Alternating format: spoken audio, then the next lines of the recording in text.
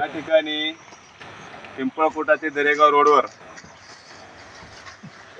या महामंडळाच्या कर्मचाऱ्यांना कोणत्या परिस्थितीत गाडी चालवावी लागत आहे या ठिकाणी कॅमेरामॅन हे दाखवा। या जीव मोठे धरून गाडी चालवत आहेत, तरी या ठिकाणी अनेक वेळा आम्ही या जिल्ह्याचे नेते माजी मुख्यमंत्री अशोक चव्हाण साहेब यांना रस्त्यावर आणून हा रस्त्याची मागणी केली होती 1 वर्ष पहिले, पण साहेबांचं या ठिकाणी दुर्लक्ष केल्यामुळे या ठिकाणी अनेक प्रवाशांचा जीव धोक्यात आहे।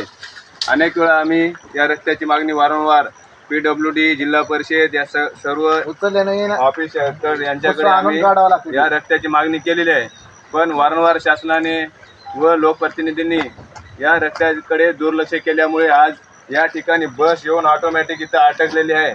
बस निघणं सोपं नाही, दररोज इथून गाडी जाते, मागच्या बाजूला हे आदळते, बस पाठीमागून उचलते, तरी हे महामंडळाचे कर्मचारी लोक जनतेची सेवा करत असताना त्यांनी जीव मुठीत धरून जनतेला सुरक्षित प्रवास केला, पण आज या ठिकाणी नाईलाजास्तव त्यांची गाडी इथं अटकलेली आहे। या रस्त्याकडे शासनाने व या ठिकाणचे आमदार व तसेच आपल्या नांदेड जिल्ह्यातले 2-3 खासदार असताना देखील या रस्त्याची एवढी दयनीय अवस्था झाली, त्याला जबाबदार असलेल्या अधिकाऱ्यांवर ठेकेदारांवर कारवाई करून या रस्त्याचा मार्ग सोडवावा, प्रश्न मार्गी लावावा, ही अशा आमच्या गावकऱ्याच्या वतीने विनंती आहे।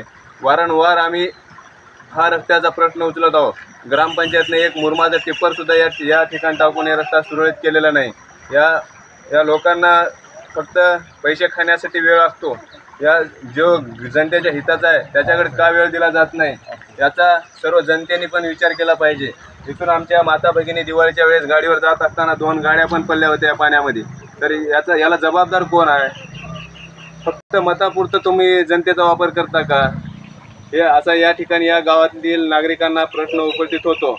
याचा गांभीर्याने सर्वांनी विचार केला पाहिजे आणि या रस्त्याचा प्रश्न डोणगाव ते दरेगाव या रस्त्याचा प्रश्न मार्गी लागला पाहिजे, अशी आम्ही एक आमची मागणी देतो। आणि या बसला आता हे जे काही घटना झाली, या ठिकाणी जर काही जीवितहानी झाली असती तर याला जबाबदार कोण होतं?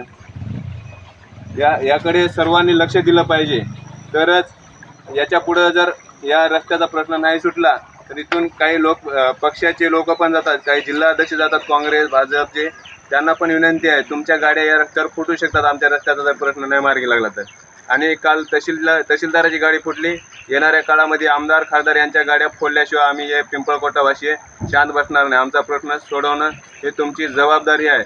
आमचा प्रश्नाकडे दुर्लक्ष केलं तर तुमच्या गाड्या फुटतील। आणि जे आता या खड्ड्याच्या बाजूचं जे गाव म्हणजे पिंपळकोटा चोर आहे, इथल्या ग्रामपंचायतनी याच्यामध्ये लक्ष घालून इथं जे काही तात्पुरत्या काळासाठी हा रस्ता मुरुम वगैरे टाकून दुरुस्त करून द्यावा, कारण इथं कर्मचाऱ्यांचा पण त्यांच्या परिवाराची जबाबदारी त्यांच्यावर आहे। ते जीव मुठीत धरून आपला हा प्रवास सुखमय करत आहेत, तरी त्यांना पण त्रास होत आहे। या रस्त्याचा प्रश्न सोडवा, अन्यथा वाईट परिणाम भोगायला तयार राहा।